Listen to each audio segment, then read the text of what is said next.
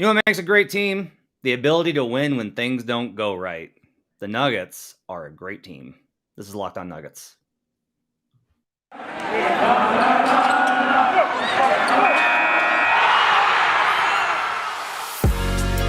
You are Locked On Nuggets, your daily Denver Nuggets podcast. Part of the Locked On Podcast Network, your team every day. Welcome to Locked On Nuggets, your daily Denver Nuggets podcast, part of the Locked On Network, your team every day. Thanks for making us your first listen today and every day. We're free and available on all platforms, including YouTube, where you can join the show and join Kelvin Wong, who's got drywall put back in his house. Congrats, Kelvin. Alec Gwynn saying absolutely nothing beats a Matt super duper reverse jinx. Not wrong. Thought they were cooked. They were not cooked. And Joe Broussard, who's winning despite the tech issues. Great team. CJ Morgan also in here hanging out with us. Lots of good stuff in the chat comments. I see Darko there, if not feeling too good. Get better soon, buddy. Hang in there, man. Thanks for joining us. And my name is Matt Moore. I'm the senior NBA writer for the Action Network. You can follow me on Twitter at HP Basketball. He's Adam Mares. He is I forget that is director of content. I don't know. It doesn't matter. Head of content, whatever you want to say. Head of content. Take pride in your title. This is what these roles.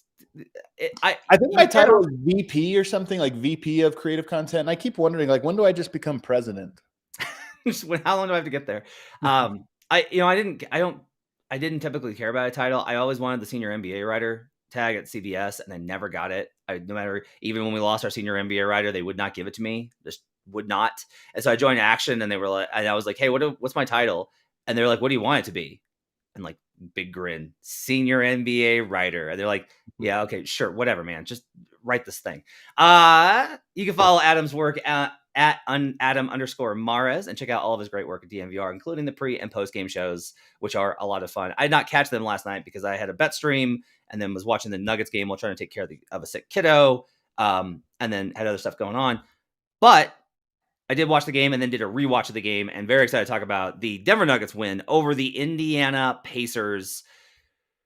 122-119 in a game where, Adam, a lot went wrong in this game after a great start. It looked like this was going to be a cruise for Denver. And then, I don't know if you know this, but basketball is a game of runs. And it looked like the Nuggets were absolutely going to lose.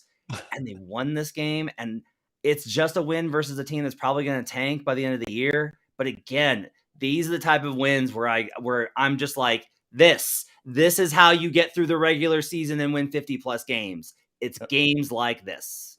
Oh, I think this was a game that gets you plus 55 wins. 50 wins is what you get when you're just very talented. Denver had 48 last year. This year you get 50 just by being good. You get above 55 by stealing victory.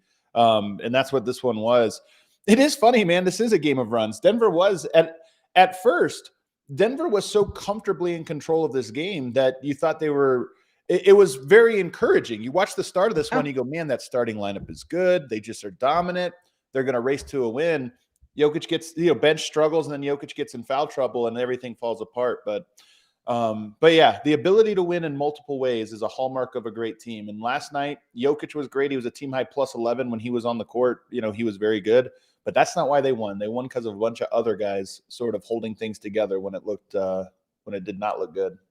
So, all right, so the Nuggets pop out to this big lead, and then the Pacers go on a 12-6 run. Okay, that's not bad. But then the bench unit, after Joker goes out with DJ Bones, MPJ, Bruce Brown, and Jeff Green, they go on a 9-0 between the 237 mark and 108 mark. And they're so feast or famine, man.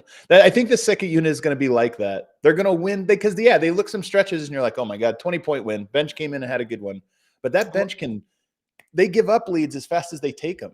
But they add the leads and they make runs almost as fast as they lose them. And this is part of it. This is what I've been yelling about and talking about consistently is last year it was that the two bench stretches were both so negative. Right.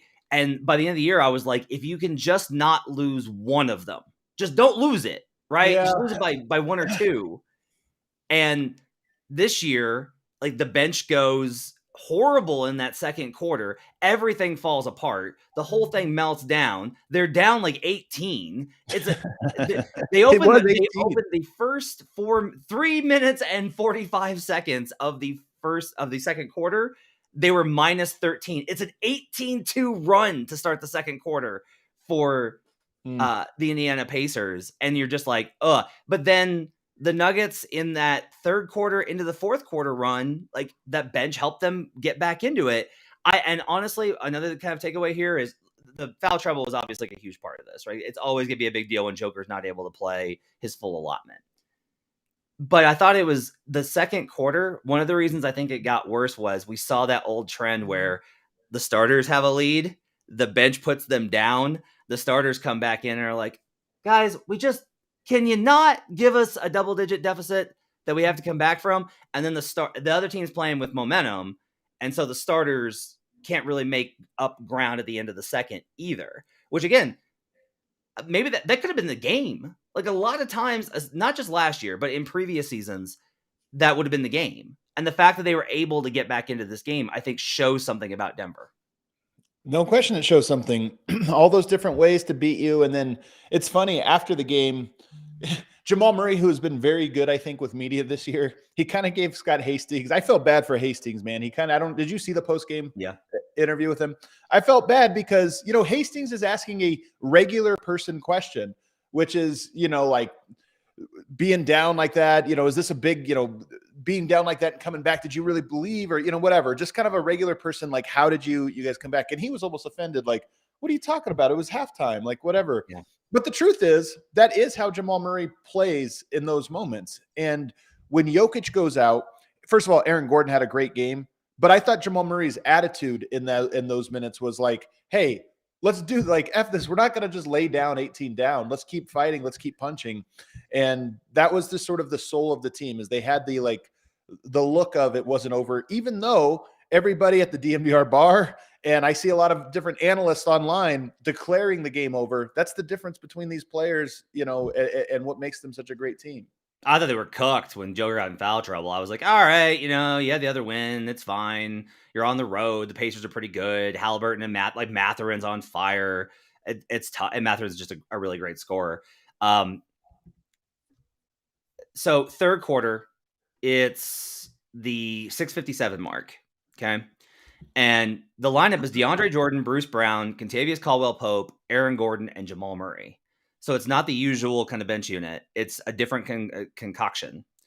I'm not sure how many minutes that lineup has even played this season, where you got three starters, KCP, Aaron, and Jamal, along with Bruce Brown and DJ. And they are the ones that go on a 15-4 run. And to me, it was KCP making plays. Like I saw, like KCP was the one that, and this plays into a lot into the total structure and look of the Nuggets. I talked about this in preseason about how when you have these guys that, okay, like KCP doesn't have to play 100 miles an hour, right? Because he's got like Joker, Jamal, Aaron, and MPJ are going to take up most of the usage. KCP saw an opportunity to be like, no, there's like, we've got a window here. And so if I push and we get it back to single digits, right, then we've got momentum. You knew it too. That's what was so funny about this game is I kept looking at the clock and being like, man, there's still so much time left. Like the third quarter, halfway through the third quarter, you're feeling like the game's over and you're like, this or that. And then you look up and they're down 11 and you're like, yeah, but how much time's left? 4 minutes in the third. Like this game has so much left. And to your point, I do feel like that's what it was. That run where it was just get this within striking distance going into the fourth, and then the rest will take care of itself. And this is part of it is all the guys that I thought were awful in that second quarter stretch. I thought Jeff Green was terrible in the first half. I thought DeAndre Jordan was not good. I thought a lot of it was not DJ's fault. He was caught in bad positions, but he wasn't helpful necessarily. And they were getting rebounds in that second quarter. Isaiah Jackson was great. All these types of things. Even Bones, who had a pretty rough night overall. We got to talk about Bones probably in the second segment, but all these guys kind of in that first half, like they all played harder and well in that stretch, and they got them back into position. And then the starters came in and slammed the door because they have all these guys.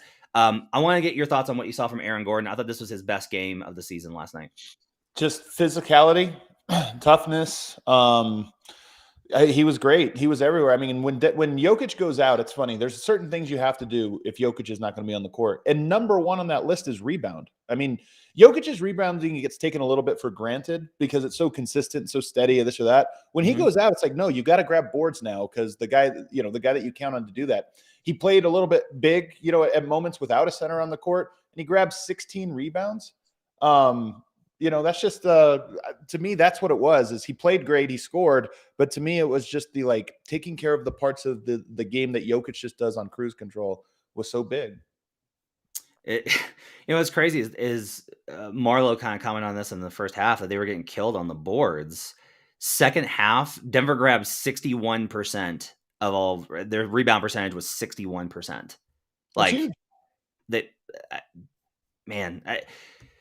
I'm just really encouraged. Again, it's you want to say you're encouraged by them beating the Pacers, and it's like, look, the Pacers have been better than I think a lot of people kind of realize. They actually had 4 really good wins in a row, 4 out of 5, I think, coming in. So the Pacers have beaten teams like Denver in the last week.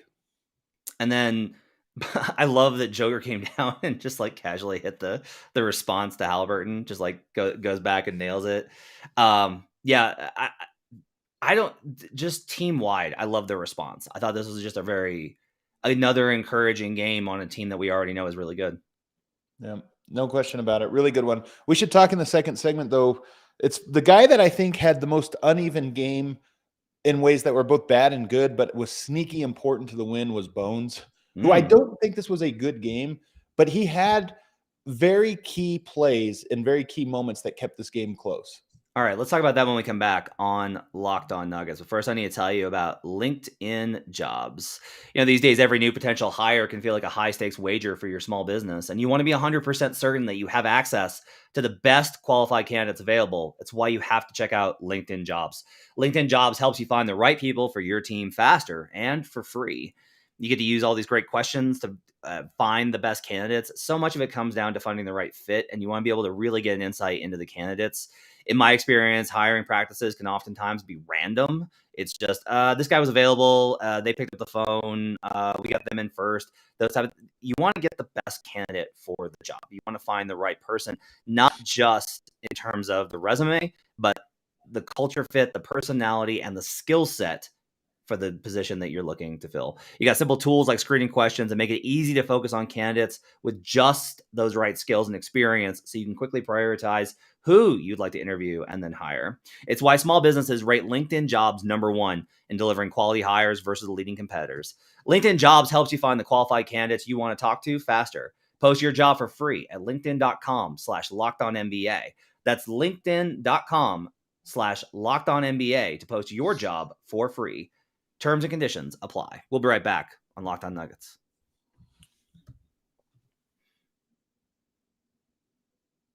Back here on Locked On Nuggets, thanks for joining us and making this part of your day. Appreciate you guys being with us here on a Thursday. Tomorrow, we'll preview the Boston Celtics game. Going to be the Nuggets, I would say, first major test against a contender this season. The Warriors. They beat the Warriors. That's their first one. But the Warriors are in a weird place. The Warriors are struggling out the gate. Boston is not. So this is, for sure to me, this is the best measuring stick game of the season. And we'll talk about that tomorrow. So we're going to talk about Bones. And I agree with you that second half, there were a lot of plays that he made that were huge. Do you want to talk about the bad first and then go into the positives? Do you want to start there? Sure. So I continue to have the play where he hit the underside of the backboard on a drive. The finishing is getting to be a little bit of a concern. Guys seem to know that teams will break down and let him shoot, and you can tell that the coaches are infuriated because that's not in the scouting report on Bones. That's not what they're supposed to do. When they put pressure on him to drive, one of the things that is becoming apparent to me is he's really intent on trying to drive and get tough finishes, and I'm not sure that he is physically there yet in the NBA. I think he might be better off going to a pull-up because a lot of times, I just see him getting knocked off of his spot and having to throw up wild layup attempts off balance. And he's got that kind of ball control and skill to make some tough layups. But there's a lot of times when he really does just kind of get enveloped by bigger defenders when we're talking about physicality at the rim. Finishing through contact is just not going to be a skill for him right now. That to me was the biggest thing that stood out, along with kind of sloppiness with the ball in the first half. I think you're right about the what's happening, but I don't know if it's necessarily a talent issue with him, because that's how you phrased it. Like, I don't know if he's there yet as a finisher. What I think, and this has been my whole diagnosis of that second unit in general, and Bones is sort of the point. The ball is in his hands so much that I think you overload almost on, hey, he's going to either shoot or drive. And part of me thinks that just getting the ball out of his hands a little bit more early on in possessions, that'll be the solution. It's just a little obvious sometimes when he's getting ready to go downhill towards the rim. And I don't know how much of that is because does Denver have another creator on that second unit? And I don't know how much of it is just that Bones is demanding the ball and it's sticking in his hands or what have you. So to me, I think when you watch him play with the Jokic lineup down the stretch, he was getting to the rim, dropping it off for easy layups. Like, the game was coming a little bit more natural. When he gets in that second unit, it is a little bit feast or famine. But here's the important thing with him. He's taken the second most threes per game right now, despite playing, the seventh most minutes. He's taking the second most threes and making the second most threes. He's shooting 50% on 5.8 attempts. KCP plays 10 more minutes than him and takes 1.2 fewer threes. Jamal Murray takes fewer threes per 36 minutes. Like, the guy gets threes up and he hits them at a high rate. So I think he has this really nice skill set. I've said this from the start, and games like last night just reiterate it to me even more. When you play him with lineups that have where he gets to be a secondary facilitator, I think he looks really good. When he's the primary facilitator in a lineup with no secondary, or Bruce Brown's out there sometimes, but I would almost give Bruce Brown the ball more to initiate actions. But when he's the only creator out there, I just think that it's a tall task for him and not putting him in the right spot. I don't know how Denver gets out of that, by the way, because the only other creator they have is Ish Smith, and it doesn't look like he's really an option right now. Mm-hmm. So this is like a problem that doesn't necessarily have an immediate solution. To me, it's just the inconsistency. A lot of this gets into the DeAndre Jordan thing, right? In this unit. So the other day before the game, I tried to ask Malone. I asked him, what do you want the identity of that second unit to be when Nicola's not on the floor? And I was really annoyed at his answer, because he was like, well, whether Nicola's not there or not, toughness and just putting all these kind of things. I'm like, he knows what I'm trying to ask. I know. Yeah, and eventually he got back to saying we're going to play more pick and roll. Okay. So if you want to play more pick and roll, then that's the dynamic that you need to figure out. When DJ makes good contact on a screen and Bones gets separation, good things have tended to happen. DJ got hit on the short roll last night and made a great pass to the corner for a corner three. There are these little blips and sequences where that combination really does work. Right. My personal assessment of it is that I don't feel that combination of Bones and DJ, and to me it's about Bones and how he reads the defense, is at the point where it needs to be for that to be effective consistently on an offensive level, where there are you mentioned feast or famine. That's how I feel the pick and roll combo with Bones and DJ is. It's either a long stretch of there's no separation, Bones is driving into multiple defenders, can't figure out how to manage that space. And maybe that's DJ not creating enough space. Maybe that's where DJ's out in the role, whatever. Maybe it's just how defenses are guarding. But that to me is a problem here of they need an identity. And to me, the identity is going to have to be we're going to pick and roll you to death with Bones and DJ. And so you're going to have to figure out making that work at a high level. Does that make sense? Yeah, for sure. It's funny. Do you think so? Everything you're saying, because I agree with you. This unit is very feast or famine, and I think it's because Bones is really, really good, but he's not necessarily Monte Morris steady. Right. So I wonder, do you think that Bones? This is only his second year. Do you think by the end of the year you expect, especially getting the reps that he's getting, because he's getting big important reps, right? He's the main character when he's on the court with that second unit. Do you feel like this is one of those things that by the end of the year, he's going to be 20, 30, 40% better? He'll double his minutes between now and the end of the year, his career minutes. I would say it's more likely than not that he's better. Right. Like everything right, is right, percentages, right? There's that Yep. there's that line in Zero Dark Much 30. more likely. I think it's like 60% that he's going to be better. I think it's even higher than that. Just by virtue of most players, these minutes are so valuable. Like most second-year players get better. The only thing you could say is maybe wear down, like this like wears him down or something. But I just don't see him.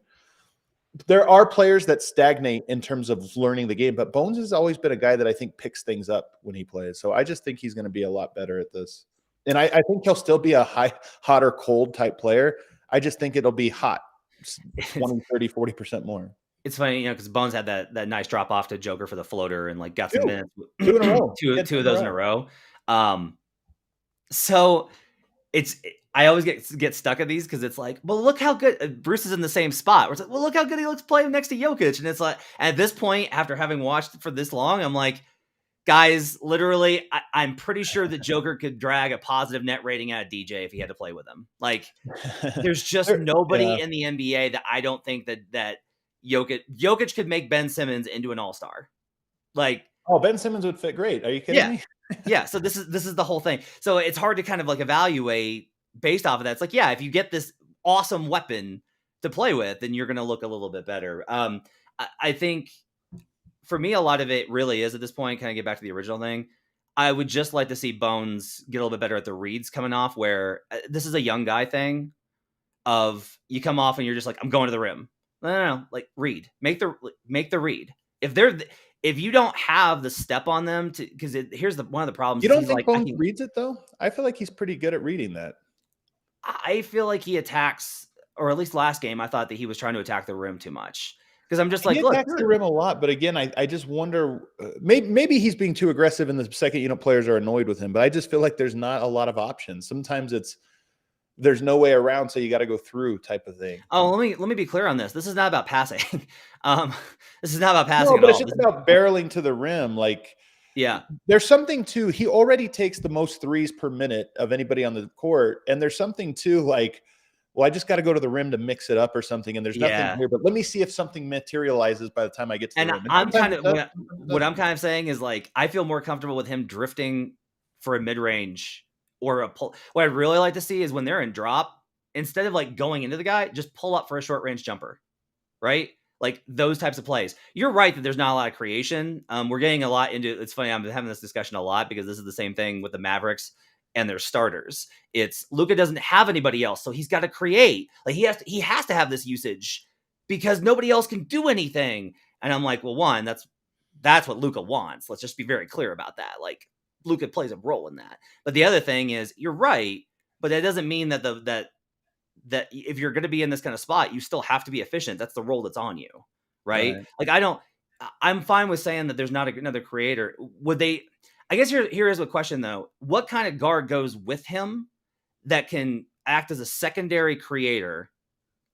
Bones needs the ball in his hands, I think, because he's so dynamic and he's such a great shooter. So you need like a secondary creator who doesn't need the ball in his hands. And I'm trying to think of a player that would fit that kind of mold outside of Lonzo Ball. Does that make sense? Yeah, of course. Lonzo Ball's the perfect. I was thinking Joe Ingles. Like, I mean, he's hurt, obviously, but Joe Ingles would be the perfect guy because one, you need a three. That's like the spot they're kind of missing right now. But two, he can be the point guard, but he can also just be off ball and not touch it 3 or 4 times in a row. So it's that mold of player, and there's not that many of those types of guys. Although I will say this, I do think there's a lot of those guys in Europe that they're more stars, but that's like if you think about a player coming over and being a secondary, solid, fundamentally sound creator, and they're not tasked with guarding LeBron James, like not tasked with guarding the superstars of the NBA, then that's kind of perfect. And I wonder if it gives me hope that maybe they could find one of those guys. Let's this is the thing in the chat, and I want to remind the chat that the Nuggets won and are 8-3 and are one of the best teams in the league. But they do bring up a question I want to hit on before we get a break.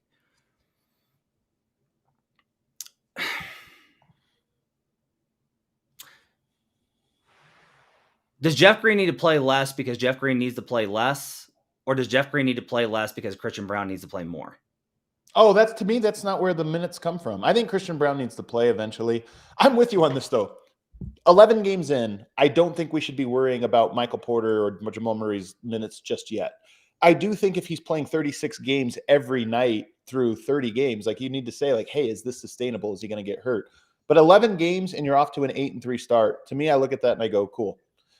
I think it's fine. But that's where the minutes to me get reduced is Michael Porter playing 36. He hasn't closed the last few. And I wonder how much of that has to do with fatigue. He's playing. If you just cut off from the beginning of the game till the first 6 minutes of the fourth quarter, Michael Porter plays the most minutes. And then he doesn't close. The last couple of games, he doesn't close. But he's played more minutes than anybody up until that point. That's where I wonder if that's where Christian Braun comes in. If you take Porter out a little bit earlier and replace him with a Christian Braun or something, I do think they eventually get there. So it doesn't come at the expense of a bench player. It comes at the expense of some of the starters. Are you okay with Jeff Green's minutes? What do you think about Jeff Green at this point in the rotation? Is my question. I think he's a good player, man. Like this is, again, we're getting back to nobody has 10 perfect players. Like you start to get players that are flawed. Jeff's is sometimes effort or energy, but I think Jeff's a really good player. And I don't know. The only thing is, I think if Zeke played, he'd shoot 100% from the field and make 7 threes a game. So well, I will say, I do wish Zeke Nnaji was playing. And maybe this is just you mix in when he gets opportunities. Maybe this will happen naturally over the course of the season. Malone maybe is better than us at seeing the long game, and he just knows there's going to be a moment in time when Zeke plays 20 games in a row, and just wait for that. I would like to see him play, but Jeff Green to me is an above average 8th, or maybe above average 8th, 9th guy in the rotation. Those guys have flaws, man. Go to look at everybody's. The top 5 starters, then you have Bruce Brown, you have Bones Hyland. That's 7. So at best, he's the 8th best rotation piece right now, which I think he is. I think he's the 8th best rotation piece. Everybody's 8th best rotation piece has issues. Yeah, I keep trying to. It's just weird. There's a lot of nitpicking, and I'm like, guys, the starting unit makes $500 million. It's so true. That's actually the real truth of all of this. You're right. It's going to be this way for the next 5 years. Yeah, like you're going to have to accept this, that there's going to be not great players in the Nuggets second unit because they have $500 million in their starting 5. That's part of it's funny. And if you're like, well, why do other teams have good benches? Because they're not paying their starters anything. The San Antonio Spurs 2 years ago had, in my opinion, the best bench unit in the league with Patty Mills and Jakob Poeltl. Do you know why? Right. They had DeMar DeRozan and LaMarcus Aldridge, and then nothing else. It was nothing. There was nothing on the cap. Nothing. Right. So like this is just kind of part of it. All right, let's take a break. We'll come back and we'll hit on a few more topics. Guys, talk about the jerseys, New City jerseys that dropped today. We'll talk about those when we come back here on Locked On Nuggets. Back here on Locked On Nuggets. Thanks for joining us, making us part of your day. Thanks for making us your first listen. That's a big thing. We appreciate you guys making us starting your day off with us. Probably not, because we don't do this until 10. But we appreciate you when you do listen to podcasts. Check it out, making sure that you listen to the latest episode. Make sure to hit the like and subscribe button on our YouTube page. Best way for you to support the show. So glad to have you guys with us on a Thursday. Tomorrow we'll talk about the Boston Celtics game. We're going to dive deep into that game. I'm going to do. I don't usually do this. I'm going to do more prep for this game than the Nuggets will do, because no team actually game plans in the regular season. But I will do like a deep dive on what this game is going to look like tomorrow based off of how both teams have played. It should be a fascinating contest. These games are always huge for telling the Nuggets stories. Drew Teller says, Adam, Jeff doesn't space the floor. Nnaji's a better option. What do you think, Adam? He's right about spacing the floor. There's other parts of the game that are important here. The thing that if you really want to look at the biggest gap between the two players, one is Jeff Green really knows the game. He's a veteran. He knows how to read the court. He knows where to be. Zeke Nnaji, I think, is on like a bottom 2 or 3 rotation piece in terms of that. So again, it might be that aggregate Zeke Nnaji is better. We haven't seen it, so it's hard for me to say that we have. Like, he's gotten given no chance, no opportunity. If he is, then I would love that. It'd be great for Denver to have a better option there. There are pluses and minuses to both guys. Both guys have big strengths and big weaknesses. The chase down was this big highlight play, and like Ryan Blackburn noted that they scored on that possession anyway. My thing with Jeff when I watched the second half was that he was disruptive on drives, which helped them extend more on the perimeter to guard them a little bit better from deep and from mid-range. And that was really big, because basically a lot of the Pacers was just Tyrese Halliburton and Ben Mathurin are awesome. Once the Nuggets shut down the rebounding in the second half, like that's really where this game kind of turned was Isaiah Jackson was killing them because the Nuggets were so desperately trying to slow down the perimeter guys, and Isaiah Jackson was getting offensive rebounds. When the Nuggets clamped down on the rebounding side of things, that really helped adjust for how the Pacers were playing. And then you make them basically two-dimensional, and the Nuggets just have more offense, right? That's the thing about this game to me is, would you ask, was what Denver did more sustainable or chance for improvement, or is what Indiana did? And like, yeah, Mathurin made like 4 or 5 threes in a row at one point. So, and Denver still won. So to me, I look at this game and I go, Jokic only played 21 minutes. Mathurin was on fire. Denver still gets a W. Like, that margin for error is just so big. Aaron Gordon had 16 rebounds last night. I just wanted with Nikola playing 20 minutes, there's a correlation there, right? Like Jokic plays less so Aaron can get more. Yeah. But if Aaron doesn't attack the glass that way, they have that same problem in the second half and they lose. Right. Like, it's just, again, I'm just really encouraged by, this was a game where a lot of things went wrong. The bench had a horrific stretch. Jokic got in foul trouble. MPJ couldn't shoot as well as he usually does. Yeah, he only went 3 of 7 from 3. He only went 7 of 14 from the field. He only shot 50% from the field. Well, what's funny about 3 of 7 is he actually made 1 3 with like the tip of his toenail on the line. So he actually was 4 of 8 from 3 if he just wasn't on the line for that one, which is hilarious. Yeah, I mean, first half, right? 3 of 8 from the field in the first half, 1 of 4 from 3. And then second half, he's 4 of 6 and 2 of 3. He got the shot going in the second half. I will say, this is just a commentary. I thought MPJ had a bad game yesterday. How can I put this? He gets to have a bad game because the bar for him this season was, like I've said, I just expect him to give good effort, and he's given good effort every single game. This one, he looked tired and was lagging behind. The Pacers got a lot of transition stuff because he was behind the play.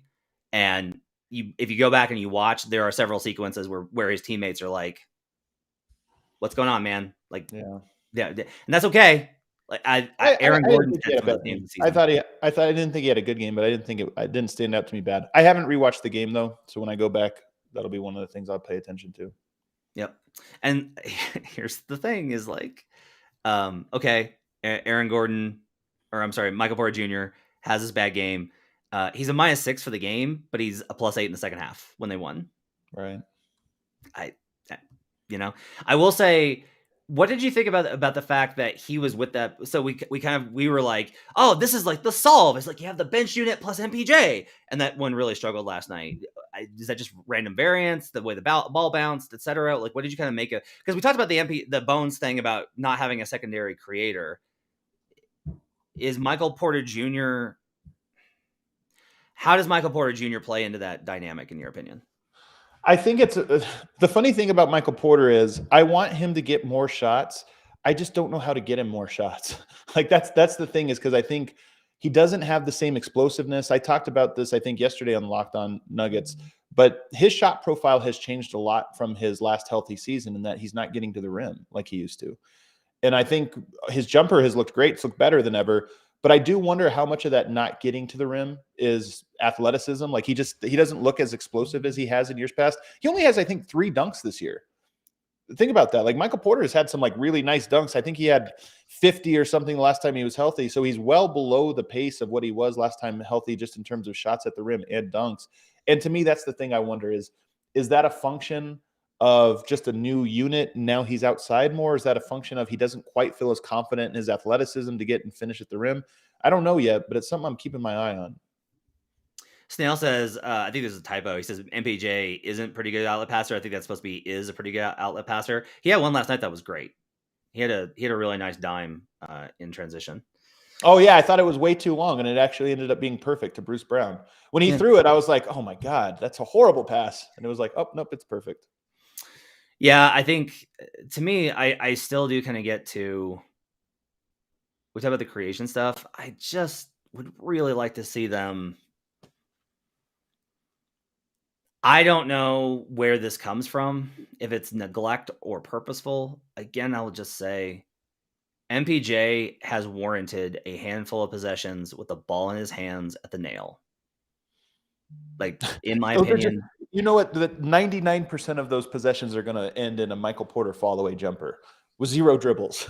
Mm-hmm. Just, yep. But he might make 50% Yep. of them. So. Yeah, he might make 50% of them.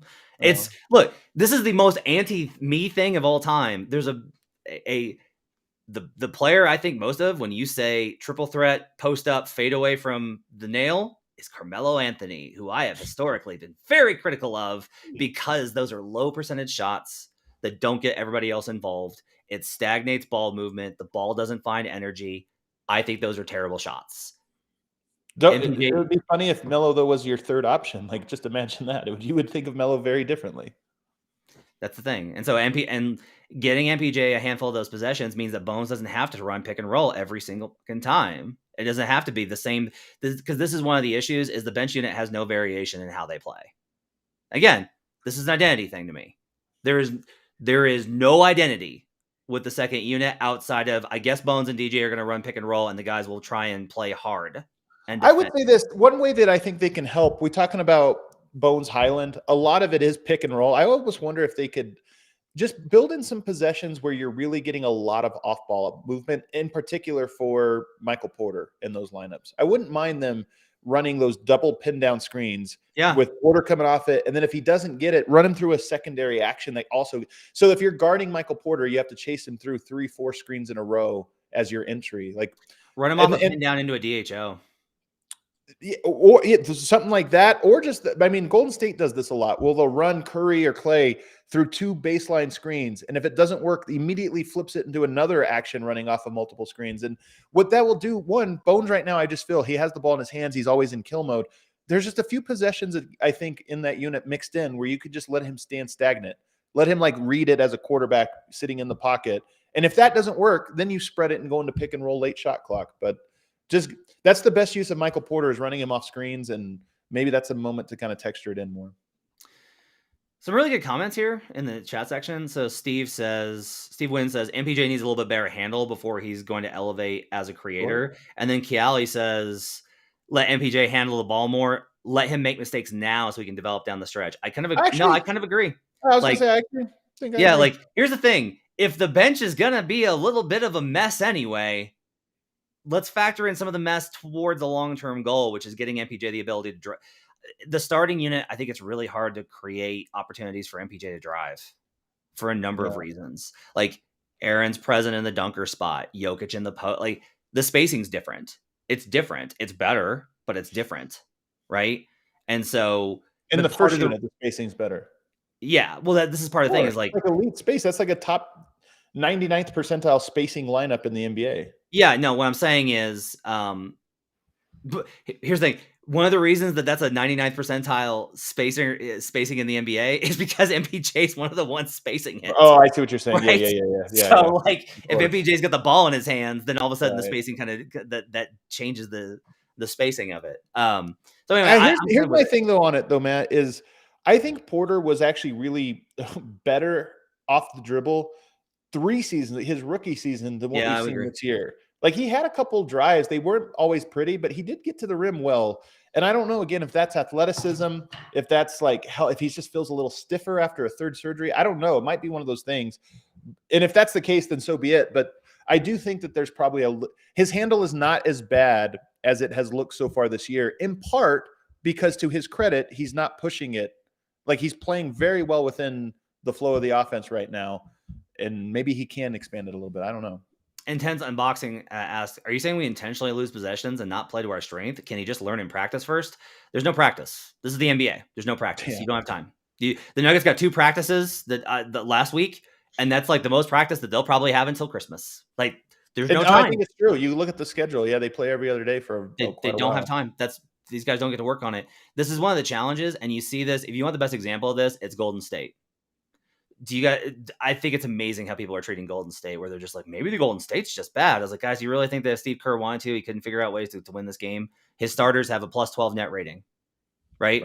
They're making calculated decisions because they want to work on stuff to get guys prepared over the course of a year. This is one of the things with NBA coaching that's extremely difficult. You have to, at the same time, work on long-term over possessions across opponents' goals. But you can't do it at the cost of wins. because then you get fired for not winning enough games. So like you have to do both. This is one of the challenges, but this is what I'm kind of saying is I do think the Nuggets have honestly the margin for error to do that, which God is a different. They had no margin for error the last 2 seasons. Like this is really kind of what I keep getting at is there was error last night. There was a lot of error last night, and the Nuggets won the game on the road.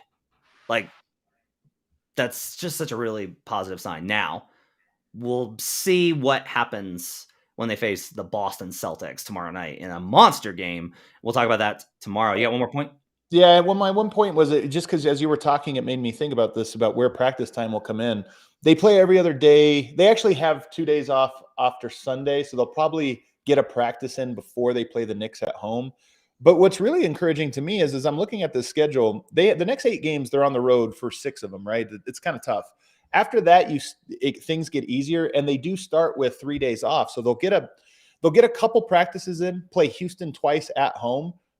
That to me should be a moment where it's like, okay, take a breath, body rejuvenates, and you get a practice in. Then you play the worst team in the NBA 2 times in a row at home.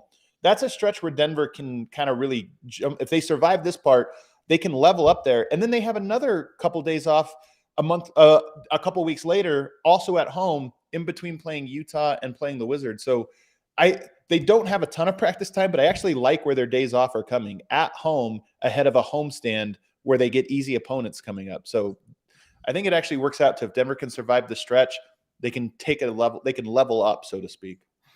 By the way, if you want perspective on where the Nuggets are at, which it's early in the season, but we're approaching 15% of the way through the season, which is crazy, but true. The Nuggets are 8-3. They have 3 they have 3 in the loss column. They are tied for the top of the Western Conference in losses. Right. It's the Jazz at 10-3. It's the Northwest Division. What the heck? The Suns at 8-3 and the Blazers at 8-3, and then the Nuggets at 8-3. So, like, as an example on a good way for me to think about this, the Nuggets already have a 2-game lead on the Clippers in the loss column, a 2-game lead on the Pelicans in the loss column, and a 4-game lead on the Wolves in the loss column. Right. So now I think the Blazers are good, and I think the Jazz are good. Everyone that's watched the Jazz, it's really you can tell the difference between people that have watched the Jazz or not. People that have watched the Jazz are just like, oh yeah, no, they're good. Like they're good. They're just good. They are good, but I still think Denver's going to finish with a better record than them. Yeah, they should. Absolutely should. Okay, let's go wrap it up. Tomorrow we'll dive deep into the Boston Celtics matchup. We'll hit whatever the news is. Oh, what are your thoughts on the jerseys? Give me your thoughts real quick on the City jerseys. We can talk about them tomorrow, but I like them. I think they're interesting. I think they look good.